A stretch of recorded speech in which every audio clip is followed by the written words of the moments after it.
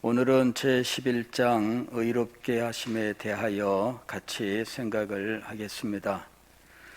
의롭게 하심은 우리는 흔히 칭의라는 용어로 이야기를 하고 있습니다. 그런데 이 칭의라고 하는 용어가 좋은지, 혹은 의롭게 하심이 좋은지, 혹은 의롭다 하심이라는 용어로 사용해야 되는지 하는 이 용어 선택의 문제가 등장을 하게 됩니다.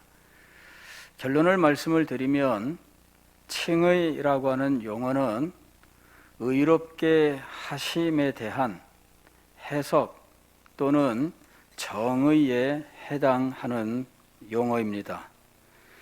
그러니까 우리는 이 의롭게 하다, 즉 하나님께서 죄인을 의롭게 하다라는 이것을 이제 칭의라는 용어로 이제 번역을 하기 시작을 했고, 이제는 이것이 우리나라에서는 이제 표준적인 용어가 되어 있습니다.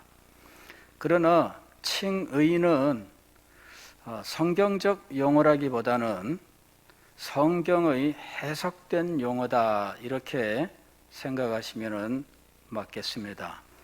즉 하나님은 죄인을 의롭게 하셨는데, 이때 의롭게 하심은 죄인의 성질을 바꾸시는 것을 의미하는 것이 아니라는 거예요.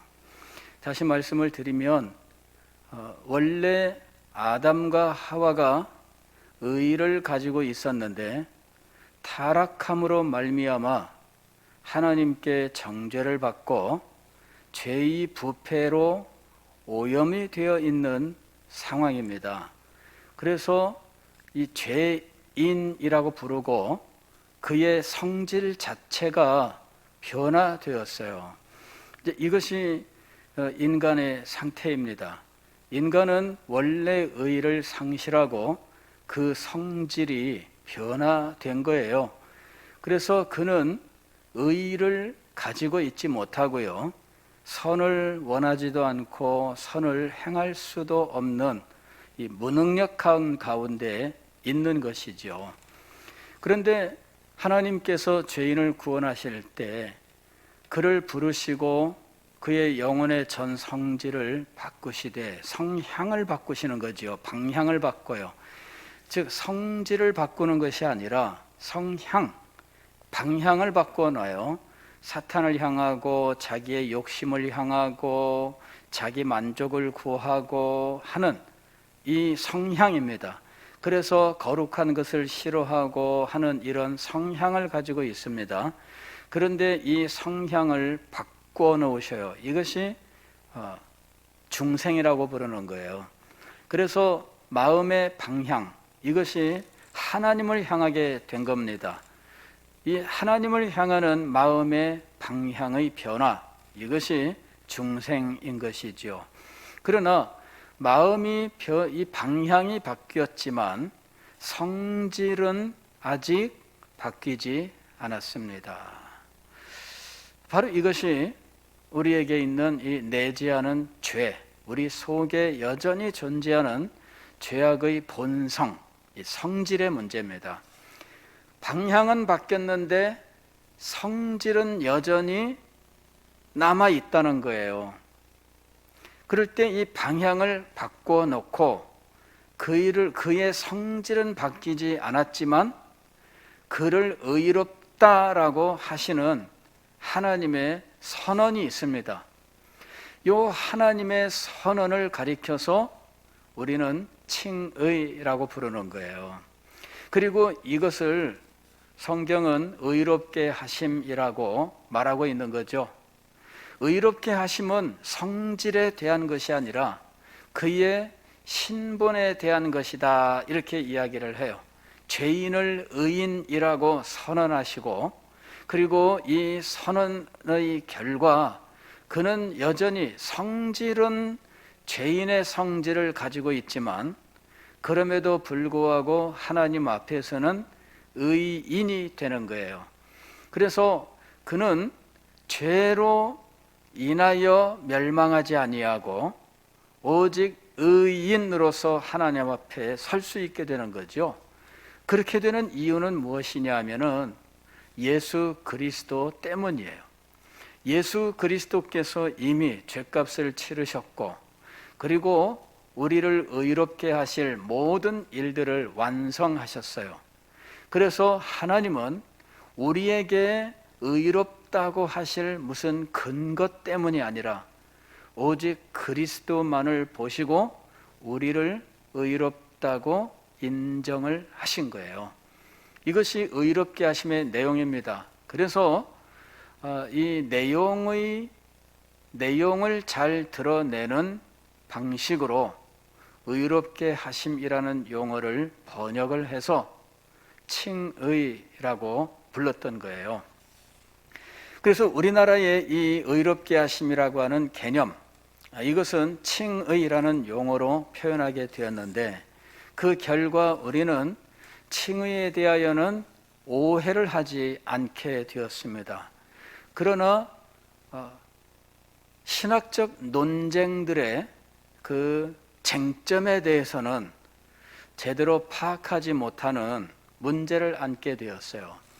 왜 칭의라는 용어 자체가 의롭다고 선언하신다는 의미인데 왜 그걸 가지고 논쟁을 해야 되나 하는 문제가 생긴 거죠.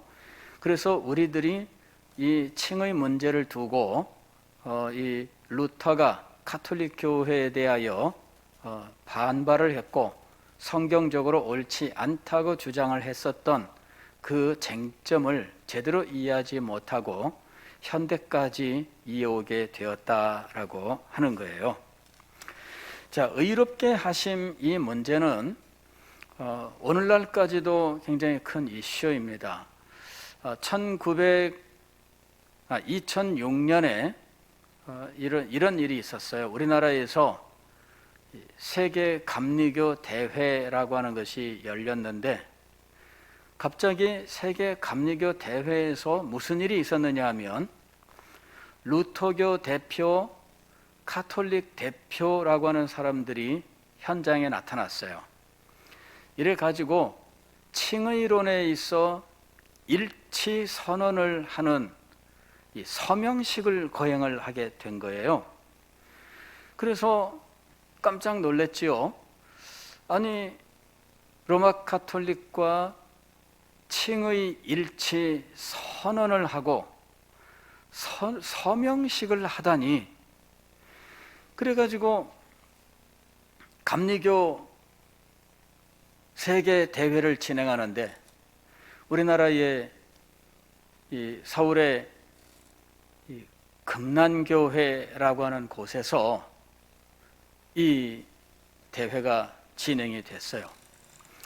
당시에 금난교회 목사님은 김홍도 목사님이에요. 김홍도 목사님이 굉장히 보수적이고 정말 신학적으로 변질되는 감리교에서 보수 신학을 지키고자 애를 썼던 분인데 그렇게 알고 있었어요. 그런데 2006년에 세계 감리교 대회를 유치했고 그 감리교 대회를 금난교회에서 진행을 하면서 그 교회당이 가톨릭과 루터교와 칭의 일치 선언을 하는 현장이 되어버리고 마른 거죠. 참 안타깝게 짝이 없는 일입니다. 사실 이 문제는 그렇게 간단한 문제가 아니에요. 과연 이 사람들이 서명을 했다고 해서 칭의 일치가 진정으로 이루어졌느냐? 사실은 많은 숙제들을 여전히 남겨둔 채 그냥 외적으로 어떤 퍼포먼스를 한 거지요. 그래서 교회 일치 운동이라고 하는 것을 만들어내기 위해서 일종의 퍼포먼스를 한 거예요. 내적으로 신학적인 문제는 근본적으로 해결된 것은 없어요. 자, 이 문제는 굉장히 복잡한 문제라서 지금 다 말씀을 드릴 수 없습니다.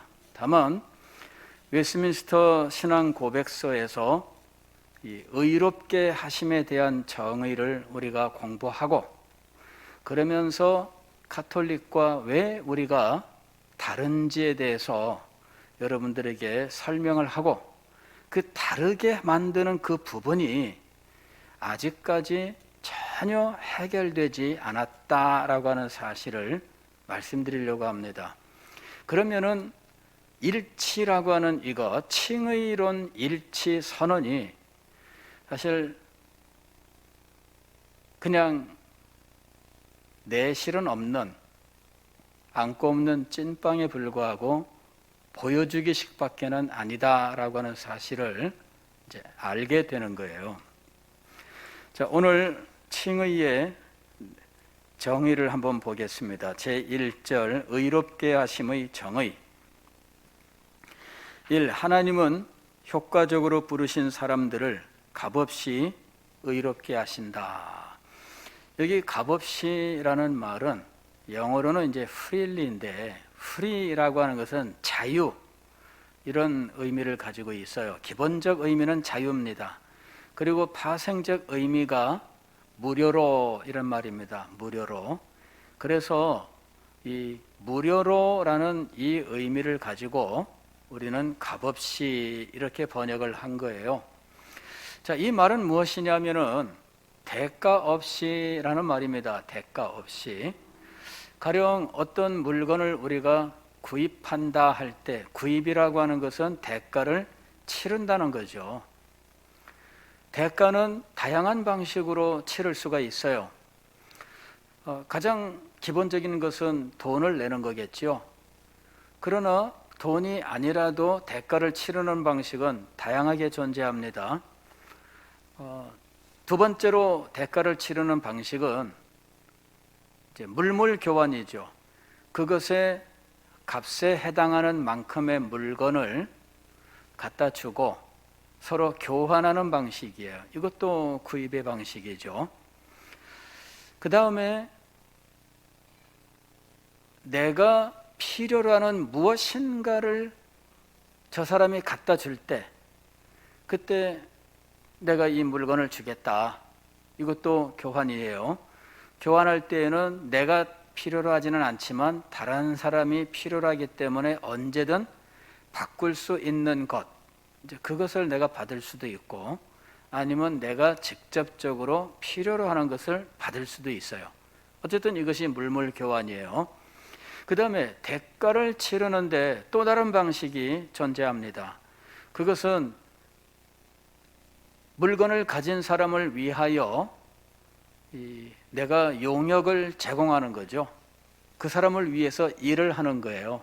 자, 내가 1시간 동안 당신 일을 봐주겠다. 2시간 동안 일을 봐주겠다. 이렇게 말을 하는 거죠. 그러면은 내가 물건을 가지고, 그래, 이 물건은 당신이 나를 위해서 1시간을 일하면 내가 이걸 주겠다. 혹은 하루를 일하면 이걸 주겠다. 이렇게 임금 대신 물건을 주는 방식으로 구입할 수가 있어요. 이런 것들은 모두 대가라는 이름으로 말할 수 있는 거죠. 그러나 대가가 아니고 그 물건을 받을 수 있는 방식이 있습니다. 그게 무엇일까요? 선물의 방식이에요. 선물의 방식. 이건 뭐냐면은 그냥 주는 거예요. 이거 필요해? 알았어. 너 이거 가져. 그리고 주인이 이것을 나한테 그냥 선뜻 그냥 주는 거예요. 요 그냥 주는 거, 이게 뭐예요? 무료예요. 무료. 그냥 저 사람이 나에 대하여 가지고 있는 호의, 그거 하나만 가지고 나한테 이것이 주어진 거예요. 그래서 대가 없이 나에게 그 물건이 주어질 수 있습니다. 이것이 바로 여기서 말하는 값없이라고 하는 말의 의미예요. 자, 하나님이 효과적으로 부르신 사람들을 대가 없이 값없이 의롭게 하신다. 이 의롭게 하심이 왜 필요하냐면 구원을 받아야 되기 때문이에요. 죄인은 죄값을 치러야 되고, 죄로 말미암아 멸망하게 돼요. 값을 치르고 나면 죽음밖에는 없어요. 그걸로 끝나는 거잖아요. 그런데 이 의롭게 하심, 이 죄사함과 그리고 모든 것들을 회복시키는 이 의롭게 하심이 있으면 구원이 임하는 거죠. 그래서 구원 그 자체는 의롭게 하심 한마디로 표현할 수 없는 더 큰 개념이지만 의롭게 하심으로 시작이 되는 거예요. 그래서 의롭게 하심은 반드시 필요합니다. 죄인의 그 추하고 더러운 것들을 깨끗하게 하고 그의 모든 비참한 죄를 정결케 하는 이 의롭게 하심이 반드시 필요한 거예요. 그런데 이것이 하나님께로부터 값없이 주어졌다는 거예요. 자, 그런데 이 값없이 주실 때 어떻게 주시느냐? 주실 때에도 방식이 있습니다. 그죠? 값없이 주시는데 주실 때에도 어떤 방식으로 우리에게 주시는가 하는 것이죠. 그 3번부터는 주시는 방법에 대한 이야기입니다. 그들에게 의의를 주입함으로써가 아니고, 주입이라고 하는 건 뭐냐면은 주사기로 주사를 놓는다를 생각하시면 돼요. 주사기로 우리의 몸에 주사를 놓으면 약성분이 우리의 몸의 혈관을 따라서 피 속에 약성분이 들어가서 이 피가 우리 몸을 돌 때, 그때 약성분도 피와 함께 우리의 몸에 쫙 퍼져 나가게 돼 있는 거예요. 그래서 일정한 시간이 되면 우리 몸 전부에 약성분이 다 퍼지게 되겠죠. 이것이 주입하는 거예요. 주사기로 주사를 놓는 거예요. 이건 뭐냐면은 의라고 하는 성질을 마치 주사를 놓는 것처럼 우리에게 주입을 하는 거죠. 하나님이 의의 주사를 놓으면 우리의 혈관을 따라서 의라고 하는 성질이 우리의 몸 전체를 돌고, 그리고 뭐 일정한 시간이 지나면 30분 지나면 우리 몸 전부가 약효로 다 채워지게 되고, 먼저 이런 식이 되는 거죠. 그래서 죄인이 이 부패한 이 상황, 그래서 어딘가에 부패라고 하는 이 염증이 있는데 하나님이 주사기로 의를 주사를 했더니 우리 몸에 있는 이 혹은 영혼에 있는 이 죄로 말미암은 부패가 치료가 되는 거예요. 그래서 우리가 죄인으로서 부패한 자들인데 그만 의의 주사를 맞음으로 이 부패한 부분이 깨끗하게 치료되었다.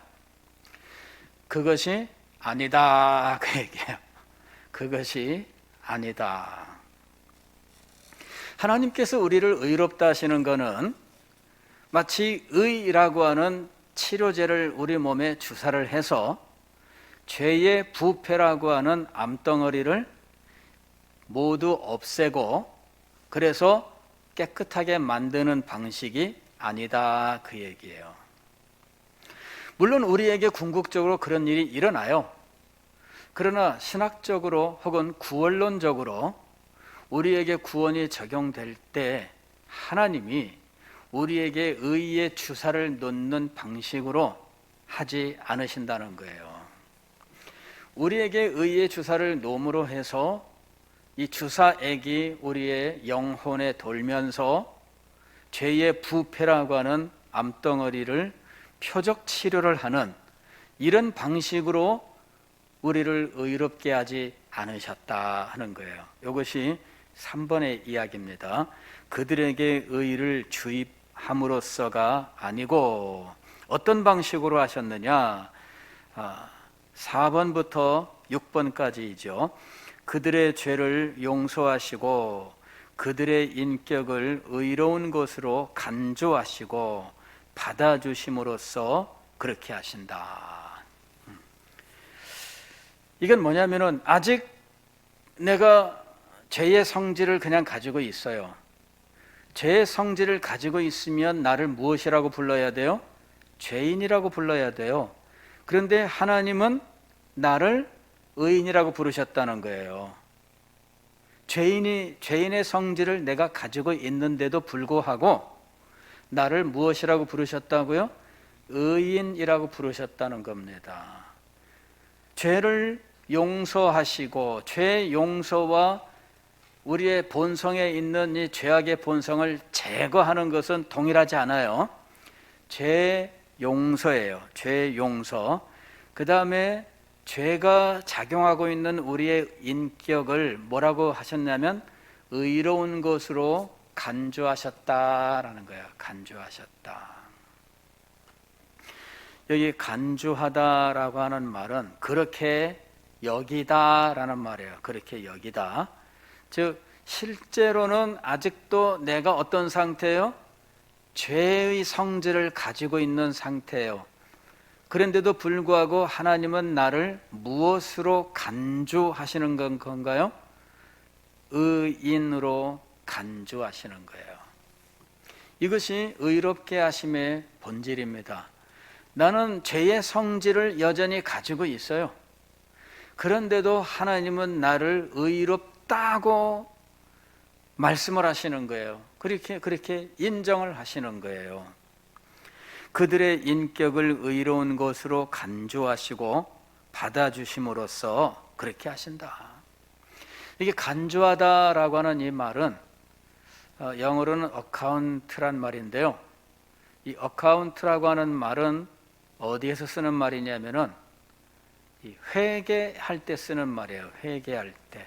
요 계정은 어떠한 계정으로 인정을 하고 이렇게 되는 거죠. 계정 과목을 정하는 거예요. 계정 과목을 정하는데 죄인이라고 하는 계정으로부터 의인이라고 하는 계정으로 이거를 바꾸는 거예요. 그 속의 내용은 똑같아요. 자, 지금 여기에 통장 하나가 있습니다. 이 통장 속에 3천만 원이 지금 들어있어요. 그런데 이것이 빚이야, 빚. 그런데 이 계정을 바꾸는 거예요. 그래서 3천만 원이 빚이 아니라 나의 것이 되는, 이것이 계정을 바꾸는 거예요. 계정을 바꾸는 거. 이것이 간주하다라는 말의 의미입니다. 그러니까 이 말은 회계에서 쓰는 말이에요. 어카운트예요. 어카운트. 즉 이것을 무엇으로 만드는 거죠. 그러니까 속의 성질은 똑같아요. 속의 성질은 똑같아요. 우리들이 영혼의 성향, 방향은 바뀌었어요. 그러나 우리 속에 죄의 부패라고 하는 이 성질은 여전히 있어요. 죄의 부패라고 하는 성질이 있으면 죄인이 돼야 돼요. 그런데 하나님은 계정 과목을 바꾸셔서 의인이라고 하는 계정으로 만드신 거예요. 이것이 의롭다 하심이라고 하는 거예요. 그들의 인격을 의로운 것으로 간주하시고 받아주심으로써 그렇게 하신다라고 하는 거죠. 왜 하나님이 그렇게 하셨을까? 왜 그렇게 하셨을까요? 7번 이하에 하나님이 왜 그렇게 하셨느냐? 왜 죄인을 의인으로 계정 과목을 바꾸셨느냐 하는 거죠. 자, 7번 보시면 이는 그들 속에서 작용하거나 그들이 행한 어떤 것 때문이 아니고, 즉 죄인에게 있는 무엇이 아니에요. 그들의 영혼 속에서, 마음 속에서 무슨 변화가 일어났거나 그들이 무슨 인정받을 만한 행위를 했기 때문이 아니라 오직 그리스도 때문이다. 오직 그리스도 때문에 이런 일이 가능하게 된 거예요. 다시 말씀을 드리면 계정 과목의 변화가 일어난 일은 그리스도 때문이에요. 가령 그리스도의 보증 때문이죠. 그리스도의 보증 때문에 이 계좌가 깡통 계좌가 되어야 되는데, 그럼에도 불구하고 그리스도의 보증 때문에 깡통 계좌가 그대로 인정을 받는 거예요. 깡통 계좌가 뭐예요? 이게 빈털털이라는 얘기잖아요. 깡통, 속이 텅텅 비어버린 거예요. 예, 주식 투자하는 사람들이 자기 주식 계좌를 만들고 그 계좌에다가 돈을 넣고 그 다음에 이 계좌를 가진 증권회사 직원이 투자를 해요. 그러는데 이 통장에 넣은 돈이 주식에, 내가 산 주식이 폭락하면서 그만 이 계좌가 마이너스로 변해버리고 거기 있던 돈들이 다 빠져나가고 없어요. 깡통 계좌가 되면 망한 겁니다. 근데 보증인이 계셔요. 그래서 깡통 계좌인데 여전히 돈을 쓸 수가 있어. 누구 때문에 그런 일이 벌어지는 거예요? 그리스도 때문에 벌어지는 거예요. 이것이 의롭다 하심의 본질이라는 거죠. 오직 그리스도 때문이다. 10번, 오직 믿음 자체나 믿음의 행위나 복음적 순종을 의로서 그들에게 전가시킴으로써가 아니라, 즉 우리의 믿음이나 혹은 믿음으로 인하여 나온 믿음의 행위들, 뭐 기도하는 거라든지 무슨 뭐 섬기는 거라든지 이런 신앙의 의무들이에요. 복음적 순종 이런 것들을 의로서 그 계좌로 입금을 시켰기 때문이 아닙니다. 우리가 가지고 있는 이 계좌에 복음적 순종이라든지 혹은 어떤 이 믿음의 행위 같은 것들, 심지어는 믿음까지도 무슨 계좌 이체로 넣어주어 가지고 살아난 게 아니에요. 여전히 깡통에, 거기에 우리의 믿음을 담아주고 복음적 순종을 담아주고 혹은 믿음의 행위를 담아서 깡통 계좌가 살아난 게 아니라 오직 누구 때문이냐면 그리스도 때문이에요. 그리스도의 보증인, 즉 중보자의 행위 때문이에요. 이것이 12번입니다. 그리스도의 순종과 배상을 그들에게 전가시킴으로써 그렇게 하신다. 전가하는 건 뭐냐면은 거기에다가 넣어주는 거예요. 그 계좌에다가 넣어주는 거예요. 이게 전가하는 거예요. 다시 말씀을 드리면 내 계좌는 빈털털인데 이 계좌를 살려주는 방식이 있습니다. 내가 행한 무엇으로 그 계좌에 내가 입금을 시킨 방식이 아니라 보증인이 되시는 우리의 중보자 예수 그리스도의 그것을 나의 것으로 인정을 해 주심으로 그 계좌가 살게 되는 거예요. 이것이 의롭다 하심의 본질입니다. 13번, 그들은 믿음으로 그리스도를 영접하고 그의 의를 의지하는데 믿음조차도 그들에게서 난 것이 아니고 하나님의 선물이다, 이렇게 되어 있는 거예요. 참 신기하죠? 그래서 값없이 대가 없이라고 이야기를 하는 거예요. 믿음조차도 우리 마음속에서 일어난 일인데도 불구하고 심지어는 이것조차도 무엇이라고 이야기하는 거예요? 하나님의 선물이다, 이렇게 이야기를 하는 거예요. 이거는 굉장히 영적인 신비를 표현하고 있는 거예요. 믿음은 우리의 마음속에서 일어난 일이에요. 그런데도 불구하고 어떻게 이것이 하나님의 선물이냐? 믿음을 일으키게 하는 이 모든 일이 성령의 역사이기 때문입니다. 성령의 역사가 없이 인간 자체만으로 믿음이 발생하는 것이 아니에요. 그래서 성령의 역사로 말미암아 믿음이 발생하는 것이기 때문에 바로 이 믿음을 인간의 행위로 부르지 아니하고 하나님의 선물이라고 말을 하는 거예요. 그래서 우리가 믿는 것이 우리의 공로가 될 수가 없어요. 왜냐하면 우리 것이 아니기 때문이에요.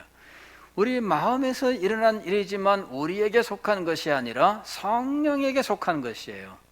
그래서 이것이 우리의 공로가 되는 것이 아니라 하나님의 은혜가 되는 것입니다. 그래서 우리가 의롭다함을 받게 되는 이 모든 전 과정이 실상은 하나님이 무료로 대가 없이 주시는 선물이 되고 있는 것입니다. 자, 이 믿음에 대해서 제2절은 이렇게 설명을 합니다. 이와 같이 그리스도를 영접하고 그의 의를 의지하는 믿음은 의롭게 하심의 유일한 수단이다. 유일한 수단이다. 이 말이 중요한 거예요. 왜냐하면은 자꾸만 의롭게 되기 위해서는 우리 인간이 선행을 해야 된다라는 이런 생각을 버리지 못하기 때문이에요. 우리가 선을 행해야 의롭게 된다라고 생각을 해요. 이거는 인간이 가지고 있는 뿌리 깊은 생각입니다. 그러나 인간은 선을 행할 수 있는 능력이 없어요. 모든 사람이 죄를 범하였음에 하나님의 영광에 이르지 못하더니, 로마서 3장 23절은 이렇게 선언을 하고 있어요. 그리고 모든 의인은 없나니 하나도 없으며 라고 이미 선언을 했어요. 의인은 없나니 하나도 없다. 그리고 모든 사람이 죄를 범하였음에 하나님의 영광에 이르지 못해요. 다시 말씀을 드리면 인간은 죄인의 상태에서 자신은 하나님의 영광에 이를 수 있는 그 어떤 일도 할 수 없어요. 그래서 하나님의 영광에 이르지 못하는 거예요. 인간이 그 무슨 선한 일을 작정한다 할지라도 그 선은 결국은 악일 수밖에 없습니다. 그 예전에 그런 일이 있었어요. 참 전두환 씨가 이 재판을 받고 나중에 감옥까지 갔다 왔잖아요. 그 재판을 진행할 때 그 비서실장이었던 장세동 씨가 법정에서 증언을 하는데 철저하게 전두환 씨를 가리고 자기가 다 짊어지고 가려고 했던 거예요. 그래서 사람들이 이렇게 이야기를 했습니다. 야, 장세동 씨는 참 의리가 있다, 이렇게 얘기를 한 거예요. 장세동 씨는 참 의리가 있죠. 예, 참 얼마나 의리가 있는지 자기가 다 짊어지고 가려고 하는 거예요. 결국은 이 사람도 감옥을 갔다 왔습니다. 자, 이것이 진정한 의리인가 하는 거죠. 예, 진정한 의리인가. 사실은 패거리 사이에서 자기들의 사이에만 작용하는 의리예요. 이 패거리 내에서 작용하는 의리는 국가 전체적으로 볼 때에는 해로운 거예요. 여러분, 우리가 가장 두려워하는 게 혹은 염려하는 게 뭐냐? 정권을 잡은 사람들이 자기 내부에서만 의리가 있는 거예요. 그 문제죠. 그러면은 자기 내부에서만 의리가 있어. 그러면 우리가 볼 때에는 내부적으로는 자기들끼리는 의리가 있고 자기들끼리는 끈끈하고 자기들끼리는 감싸주고 자기들끼리는 결사적으로 보호해줘요.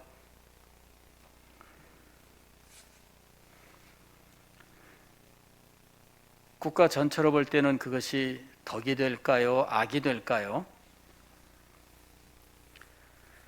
바로 그런 거예요. 자, 여기 조폭이 있습니다. 조폭들 사이에 의리가 있습니다. 그러나 이분들 사이에 의리가 있으면 있을수록 일반인들 전체를 위해서는 유익할까요? 해로울까요? 이분들이 의리가 있으면 있을수록 사회 전체적으로는 해로운 거예요. 이 내용을 이해하시겠죠? 지금 우리 인간들이 가지고 있는 윤리와 도덕에서 오는 의라고 하는 것이 바로 그런 거예요. 이것을 열심히 하면 할수록 하나님에게 대하여는 더 반역을 행하는 일이 벌어지는 거예요. 하나님과 상관없이 하나님을 떠나고 인간만을 높이고 인간의 의만을 높이고 이렇게 하나님을 배척하는 쪽으로 나가는 것이죠. 그래서 인간의 윤리와 도덕과 혹은 법을 지키는 어떤 것들 혹은 인간성으로부터 나와서 무슨 선행을 합니다라고 하는 이 모든 것들이 실상은 죄를 더욱더 조장할 뿐입니다. 이것이 죄를 없애는 것이 아니라 죄를 더욱더 쌓아가고 있는 거예요.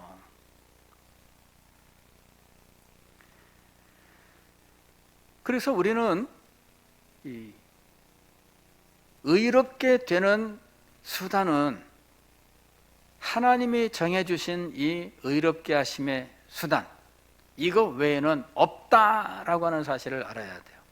인간은 이미 죄인으로서 그가 행하는 모든 것들은 마피아가 의리 있게 행동하는 거나 혹은 조폭이 의리 있게 행동하는 거나 혹은 뭐 쿠데타나 정권 찬탈 세력이 의롭게 행동하는 거나 같은 거예요. 의를 행할수록, 의리를 지킬수록 더 안 좋은 거예요. 자기들끼리는 좋아요. 인간의 선행이라고 하는 것은 인간끼리는 좋아요. 그러나 하나님의 나라에서는 반역의 행동이 되고 있는 거예요. 이 원리를 우리가 잘 알아야 됩니다. 그리스도를 영접하고 그의 의를 의지하는 믿음은 의롭게 하는 하심의 유일한 수단이다. 그런데 이 믿음은 믿음 홀로 작용하는 것이 아니에요. 믿음과 함께 다른 모든 구원하는 은혜가 함께 역사하고 있어요. 이것을 살아있는 믿음이라고 불러요. 죽은 믿음이 아니라 사랑으로 역사한다, 이렇게 이야기합니다.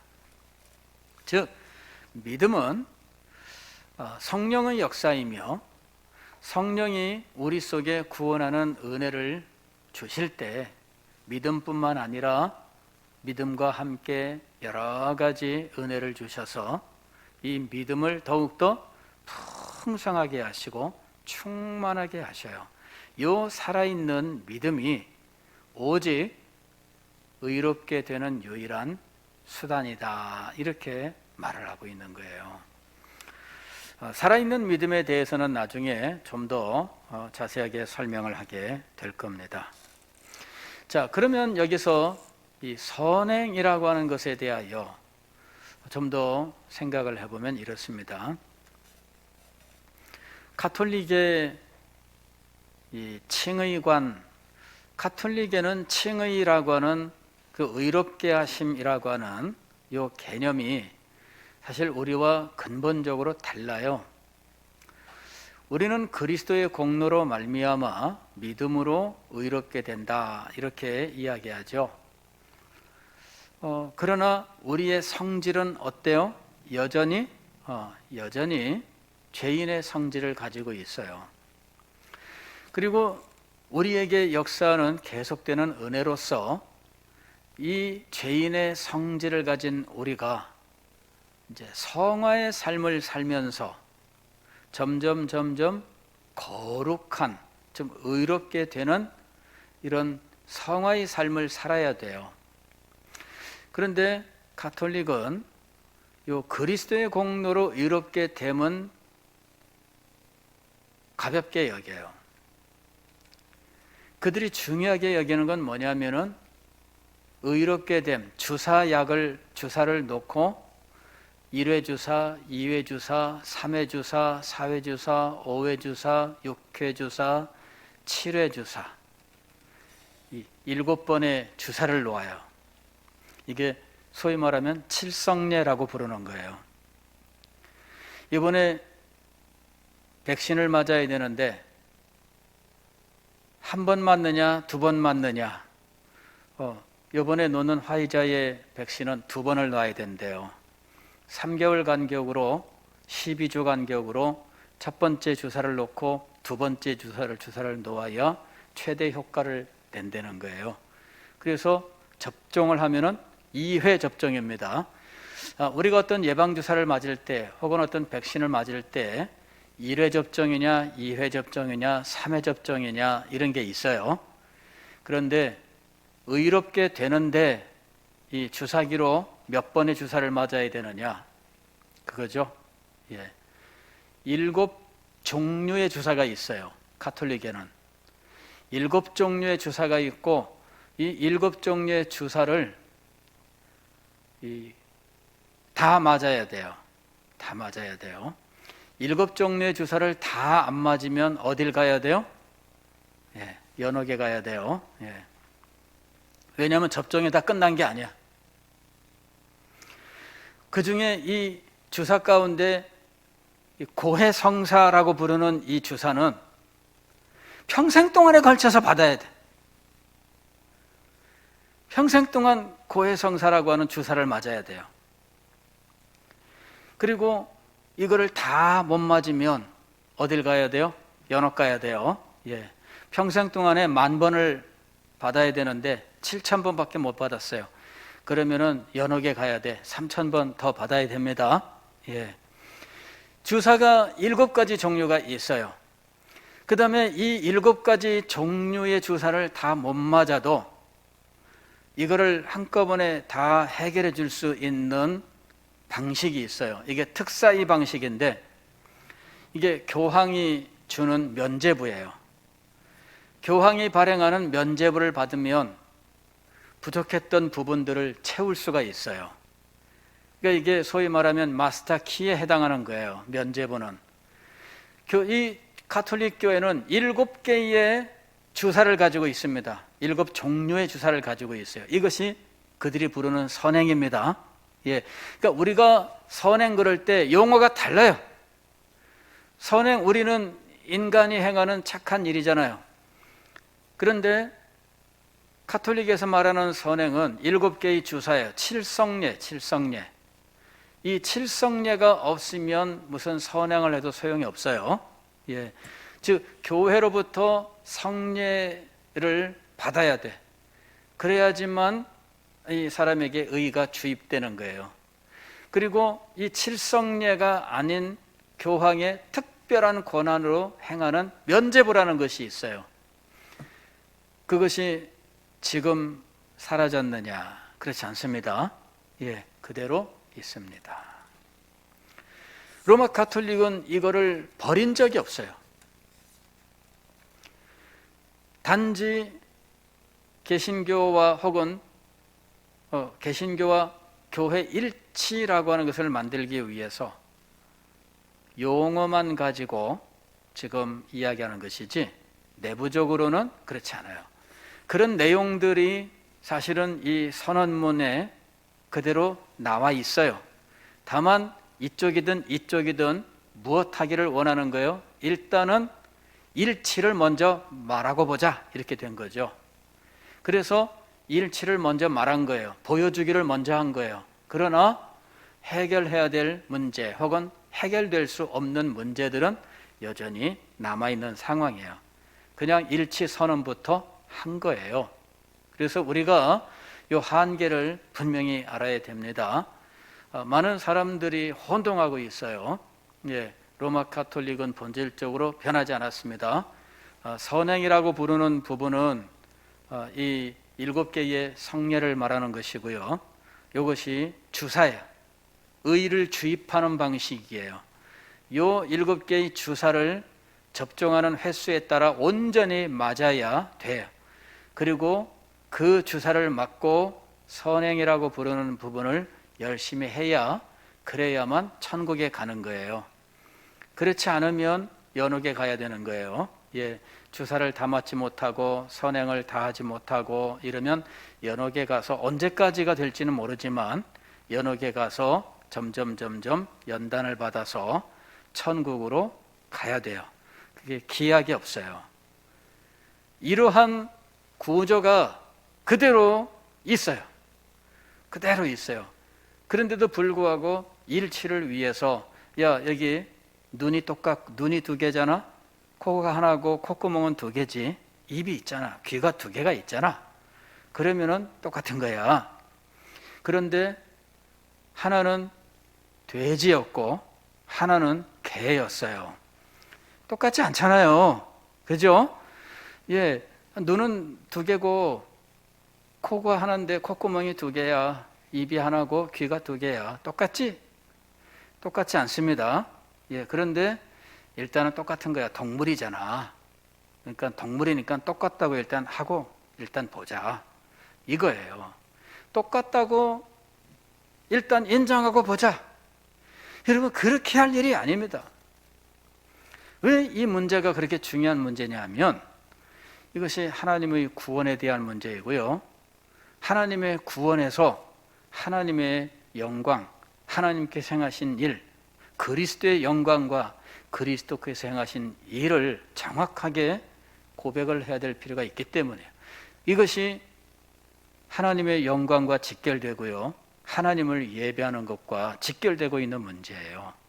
그래서 이 문제는 그냥 임시로 덮어두고 타협할 만한 문제가 타협할 수 있는 문제가 결코 아닌 겁니다. 우리는 이 모든 과정에서 하나님의 영광과 그리스도의 영광을 높이고 찬양해야 하는 거예요. 신학 작업도 하나님을 찬양하고 그리스도의 영광을 찬양하는 찬송이 되어야 하는 것입니다. 기도하겠습니다.